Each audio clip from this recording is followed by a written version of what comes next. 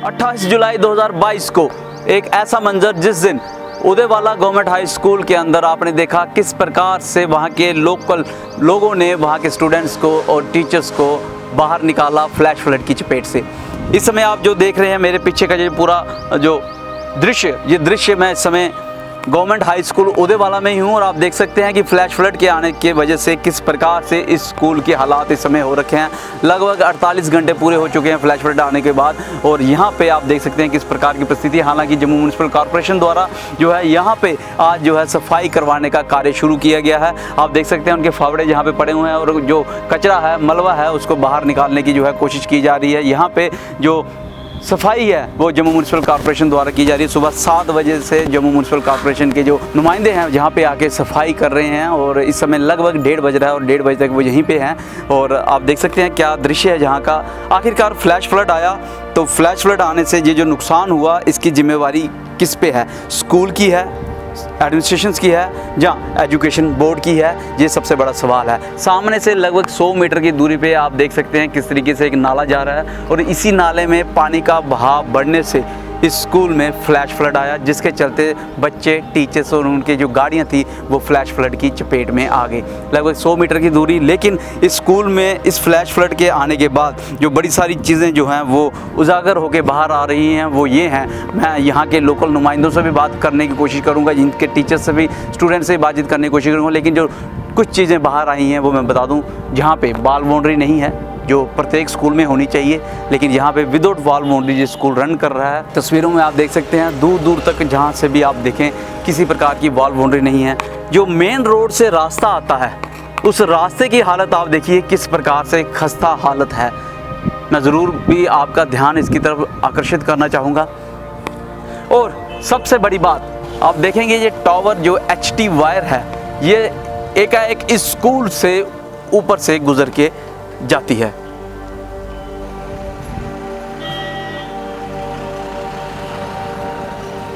ये HT wire इस school के बिल्कुल बिल्डिंग और ग्राउंड के ऊपर से गुजर के जाती है और कहीं ना कहीं ये भी खतरे का संकेत देती है।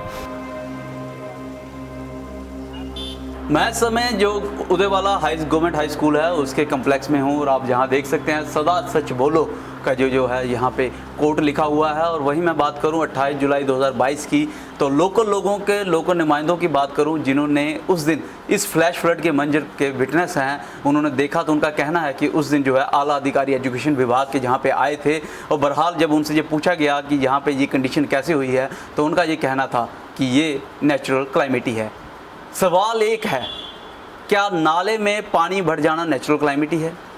जहाँ ये जो वॉल बाउंड्री स्कूल की नहीं यहाँ पे लगी हुई है ये नेचुरल क्लाइमेटी है? अगर मान लो यहाँ पे वॉल बाउंड्री होती तो स्कूल के अंदर पानी इतनी तीव्रता से नहीं बढ़ता, ये हम भी जानते हैं, ये आप भी जानते हैं। तो क्या मात्र ये कहना कि ये नेचुरल क्लाइमेटी है, क्या वो सच बोल रहे हैं या वो अपने पाले से गेंद को झाड़ रहे हैं?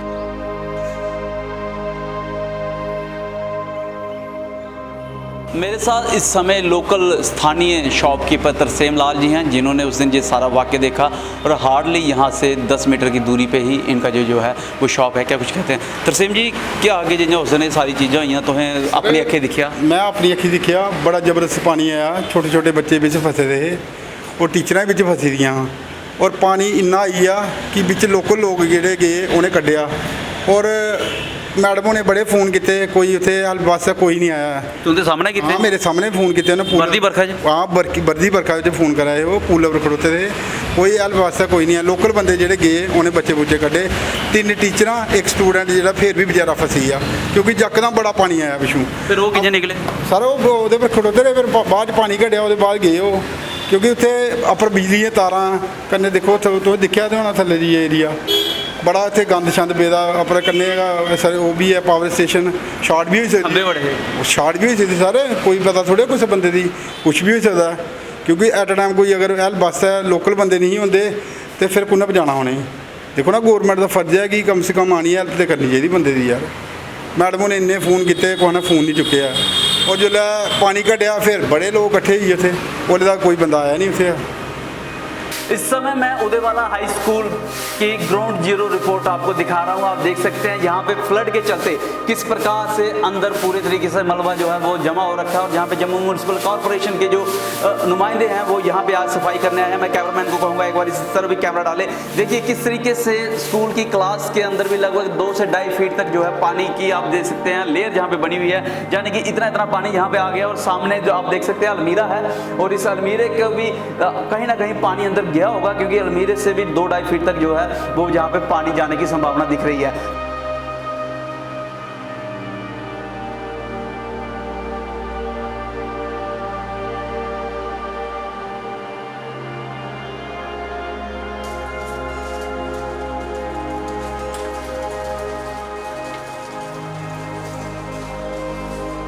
मेरे साथ इस समय ward number 61 Jammu municipal corporation के काउंसलर हैं महेंद्र भगत जी, और जिनके अंतर्गत ये पूरा ज्यूरिडिक्शंस आता है, जहाँ पे आपने देखा 28 जुलाई को जिस प्रकार से फ्लैश फ्लड के जो संभावना बनी, और वहाँ पे स्कूल जो गवर्नमेंट हाई स्कूल है जो समय आप पीछे देख रहे हैं, वहाँ पे पानी चढ़ गया, और बाद में वहाँ के बच्चों को और स्टाफ मेंबर्स को और गाड़ियों को जो है रेस्क्यू करवाना पड़ा। क्या कुछ कहते हैं, जानने की कोशिश करेंगे। महेंद्र जी, किस तरीके से देखते हैं कि जहाँ पे स्कूल पे ना तो हम देखते हैं किसी प्रकार की बॉल बाउंड्री है, और नाला भी बिल्कुल बगल से जा रहा है, तो ये कहीं ना कहीं बच्चों के साथ जो उनकी जान के साथ जो है कहीं ना कहीं खिलवाड़ है। मैं सबसे पहले तो ग्रेटर न्यूज़ जम्मू का मैं धन्यवाद करता हूं जो आज वार्ड नंबर 61 में पहुंचे हैं। ऐसे तो काफ़ी मीडिया वाले जहां पे पहुंचे उन्होंने बातचीत नहीं की। आज मैं आपका स्वागत करता हूं जिन्होंने मेरे को बुलाया और बात करने के लिए जहां पे बुलाया। इसकी सच्चाई मैं सबके सामने रखूँगा और बताऊँगा। सबसे पहले इस नाला काफ़ी बड़ा नाला जाता है। ये मैंने काफ़ी डिपार्टमेंट को बोला, मैंने अपने हाउस में भी ये बात रखी थी। जो भी आधे जम्मू का लगभग जो पानी है 61 वार्ड में आके गुजरता है, और नाले सारे यहाँ पे कच्चे हैं। लगभग मेरी वार्ड में 3-4 नाले हैं जो कच्चे नाले हैं, और फ्लड इतना ज़्यादा आता है जो कि पानी पूरी वार्ड में नहीं संभाला जाता।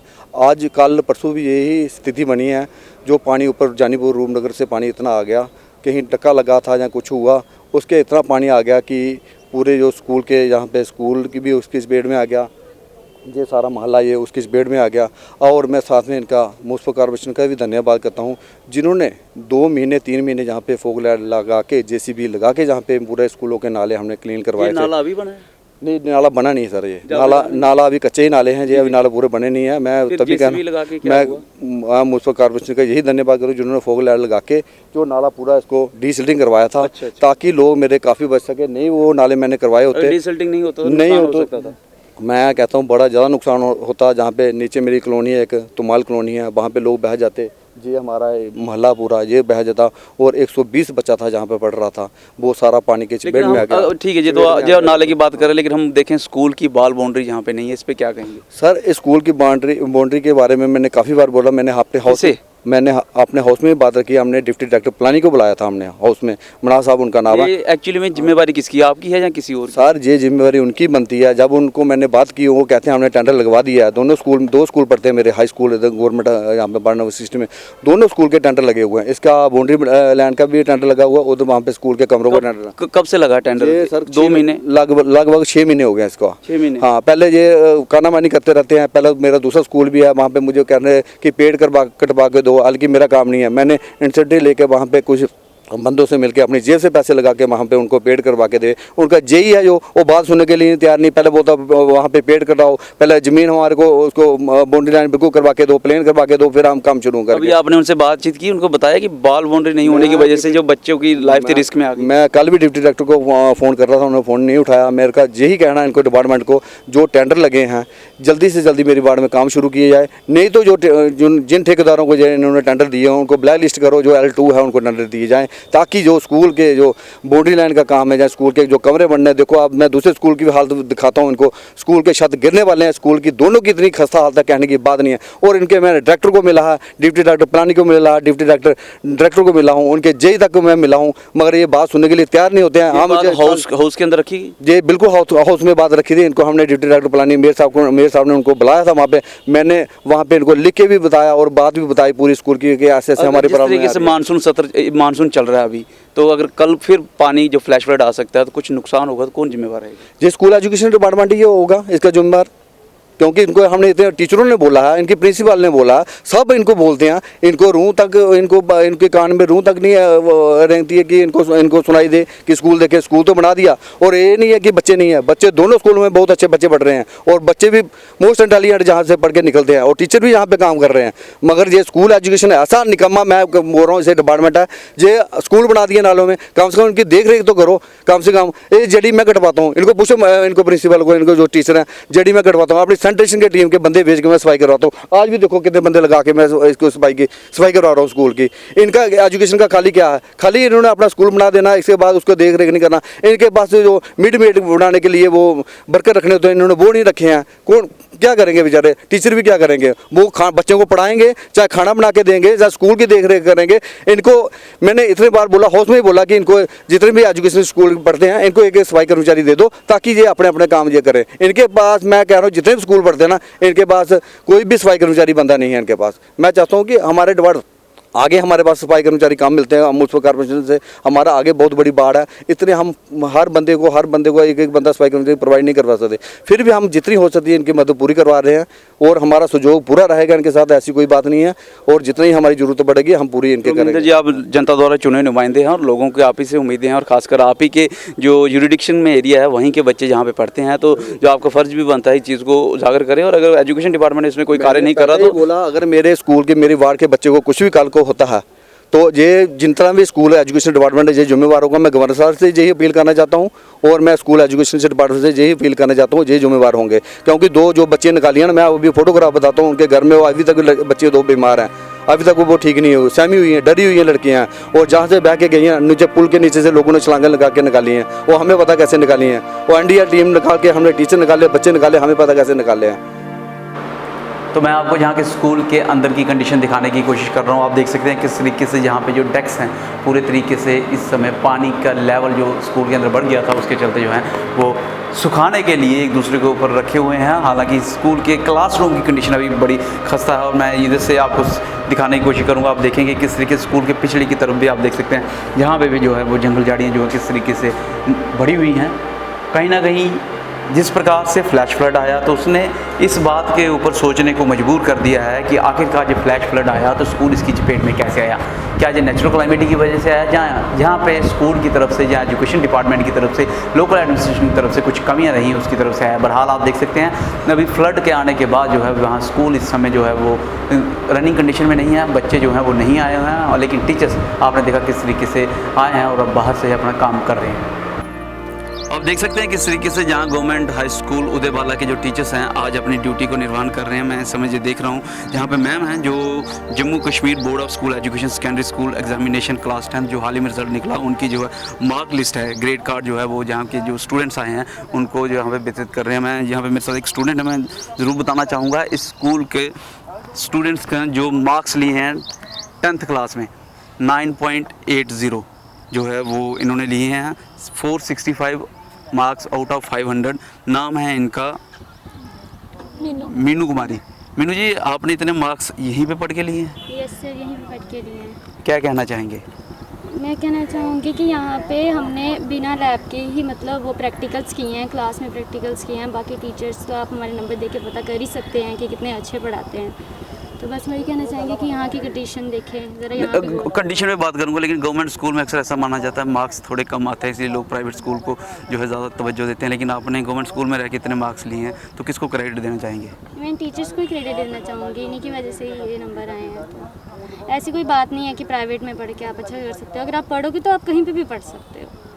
टीचर्स, गवर्नमेंट के टीचर्स आप जानती हो कितने कितने पढ़े हुए होते हैं वो। स्कूल की कंडीशन पे क्या कहेंगे? जिस मैं इस स्कूल में 8th में आई थी तो तब भी इसकी कंडीशन अच्छी नहीं थी, बहुत बार फ्लड आया था, बट इस बार कुछ ज़्यादा ही बहुत ज़्यादा आया। हम तब तक निकल चुके थे, बट यहाँ पे बहुत बुरी हालत थी। कई बार यहाँ पे मतलब एनिमल्स भी अंदर आ जाते हैं, तो सर उनको बाहर निकालते हैं। और बाकी कंडीशन यहाँ की आप खुद ही देख सकते हैं कितनी ख़राब है। कुछ कहना चाहेंगे कंडीशन के ऊपर? कंडीशन के ऊपर यही कि यहाँ पे गौर फरमाया जाए, यहाँ पे अच्छा किया जाए। बच्चे पढ़ना चाहे तो पढ़ सकते हैं, तो आप खुद ही देख सकते हैं कैसे कहाँ पे जाके स्कूल बनाया है इसके नीचे। इधर फिर आपने देखा ही कि कितना फ्लड आया था, सब फंस गए थे, टीचर्स भी, तो फिर रेस्क्यू का भी बहुत मुश्किल हो रही थी। तो ये आपने सुना किस प्रकार से मीनू कुमारी जी ने स्कूल की दास्तां बयान की और यहाँ के टीचर्स का हार्ड वर्क भी बयान किया, जिसके फलस्वरूप इनको जो है मार्क्स मिले हैं। मैम, लगभग कितने स्टूडेंट जो हैं वो आज तक आ रखे हैं, और मैं उससे भी ज़्यादा आपको सबसे पहले तो सल्यूट करूँगा, आप इतने हार्ड वर्क कर रहे हैं, इस धूप में भी यहाँ पे बच्चों को सर्व करने के लिए डिस्ट्रीब्यूट कर रहे हैं। सर एक्चुअली ना इनकी न्यू जो एडमिशन होनी है ना जी। 11th में, तो उनके लिए इनको मार्क लिस्ट चाहिए, तो इसके लिए हमें मतलब इस कंडीशन में भी हमें आना पड़ा है। लगभग कितने स्टूडेंट को आप मार्क लिस्ट देती है? अभी हमने 7-8 को दे दी है। मोबाइल पे भी रब्ता होगा इन सभी से? हाँ जी सर इनको बताना पड़ता है कि इस टाइम आप आ जाओ तो हम यहाँ पे आपको दे देंगे। प्लस इनके फॉर्म भी फिल होने हैं, जो बोर्ड में लास्ट जो डेट है वो है 2, तो उसके लिए भी थोड़ा ज़रूरी था कि इनका हम ये वाला काम कर लें। आप देख सकते हैं कितने डेडिकेटेड टीचर हैं यहाँ पे, जो इस समय भी स्कूल में, क्योंकि अभी जो है वो हालत ठीक नहीं है, पानी भरा पड़ा है, मलबा भरा पड़ा है, लेकिन फिर भी स्टूडेंट को सर्व करने के लिए, सिर्फ टीचिंग करने के लिए नहीं, उनको तो पढ़ाया है इन्होंने, उनके मार्क्स भी अच्छे आए, लेकिन उनको सर्व करने के लिए इतनी धूप में भी बाहर खड़े होकर जो है इनके साथ, स्टूडेंट्स के साथ फ़ोन पर रब्ता कायम करके इनको जो है इनके ग्रेड कार्ड हैंड ओवर कर रहे हैं। इनको चिंता है कि 2 तारीख को जो है आखिरी तारीख है, और कहीं 2 तारीख आखिरी तारीख निकल जाएगी तो इन स्टूडेंट्स का लॉस होगा। इसीलिए बहरहाल जो भी यहाँ पे अभी मंजर बना हो, इस मंजर को कंप्रोमाइज़ नहीं करते हुए अपनी ड्यूटी के साथ ये आज भी ड्यूटी पे तैनात हैं। ज़रूरत है तो एजुकेशन डिपार्टमेंट को इस तरफ तवज्जो देने की। आज इस स्कूल में ये दिक्कत आई है, ये तो सिटी के अंदर स्कूल है, हो सकता है इस तरह के सैकड़ों स्कूल हों। एक डाटा के अनुसार मैं बता दूं, 2019 के 17,000 ऐसे स्कूल हैं जम्मू कश्मीर के अंदर जिनकी बॉल बाउंड्री नहीं है, और न जाने कितने ऐसे स्कूल होंगे जिनके ऊपर से HT वायर जाती होंगी। तो गवर्नमेंट और ख़ासकर जो एजुकेशन डिपार्टमेंट है, ऐसे स्कूल के ऊपर तवज्जो देने की ज़रूरत है, क्योंकि अगर स्कूल के इंफ्रास्ट्रक्चर के ऊपर तवज्जो दिया जाएगा तो तभी ये जो बच्चे हैं इनके बीच में कॉन्फिडेंस आएगा। और मेरे साथ इस समय गवर्नमेंट हाई स्कूल उदयवाला के टीचर्स हैं। मेरा नाम शीतल जलोत्रा है, मैं हाई स्कूल उदयवाला में पोस्टेड हूँ। मैं तो बस यही कहूँगी कि this is the worst day of my life. मतलब मुझे ऐसा लगा, जैसे सभी टीचर्स ने भुगता है, पर मुझे ऐसा लगा कि मैंने ही सबसे ज़्यादा भुगता है। कि यहाँ से यहाँ तक जब मैं आई, हमने गेट को पकड़ा, यहाँ से पुल पे लोग खड़े थे, उन्होंने चिल्लाना शुरू कर दिया कि ma'am don't come to this side, यहाँ पे मत जाओ, यहाँ पे बहुत ज़्यादा पानी था, नेक लाइन तक पानी था बिल्कुल। अभी भी मेरी हालत आज ठीक नहीं है, मतलब पेन्स मुझे हैं, दाने पूरे शरीर में निकल गए हैं, सब कुछ हो गया। यहाँ से निकलते हुए बच्चों को भी निकालना था, बच्चों को तो मेन था, हमें अपनी तो जान की उस टाइम पे नहीं फिक्र थी। बच्चों को निकालना है, कैसे पकड़ के निकाला है, क्या किया है वो मैं ही जानती हूँ। मतलब मुझे पूरा था कि I am not going to survive here. मुझे ये पक्का पता था कि this is the last day of my life, मैं आगे नहीं कर पाऊँगी। पानी से बचे तो सांप, सांप से बचे तो पोल, मतलब समझ नहीं आ रहा था कि किस साइड जाएं। सर उस दिन पानी इतना आ गया था हमारे स्कूल में, हमारा यहाँ से बाहर निकलना बहुत मुश्किल था। ये म्यूनसिपल कॉर्पोरेशन के जो वार्ड नंबर 61 के जो एम्प्लॉयज़ हैं, इन्होंने हमारी बहुत हेल्प की है।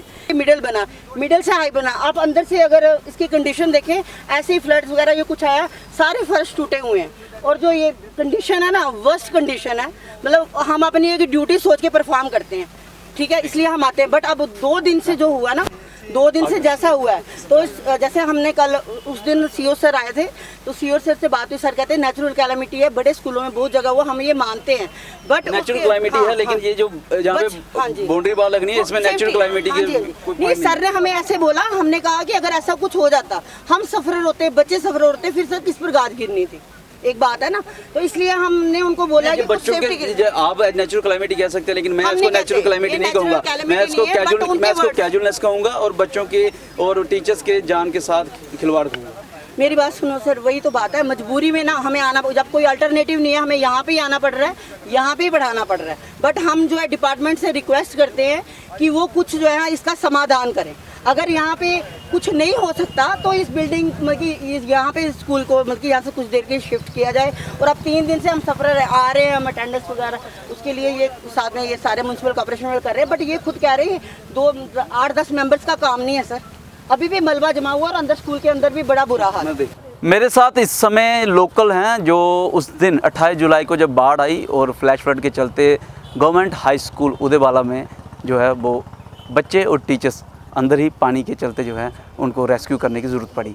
इन्होंने, जो आप देख रहे हैं, ये सारे साथी जम्मू म्यूनसिपल कॉर्पोरेशन के हैं, और उस समय जब मंजर को देखा तो इन्होंने इस स्थान से, कैमरामैन को कहूँगा एक बार उस तरफ कैमरा डालें, इस स्थान से जो आप देख रहे हैं मेन रोड जा रहा है, वहाँ से छलांग लगा के जो है, इस पूरे रोड पे पानी था, तो वहाँ से तैरते हुए टीचर्स को और स्टूडेंट्स को जो है रेस्क्यू किया। आज मेरे पास आए थे लड़के, अच्छा, स्कूटी लेकर, कह रहे बच्चे डूब रहे कि 1 मिनट में जल्दी आओ।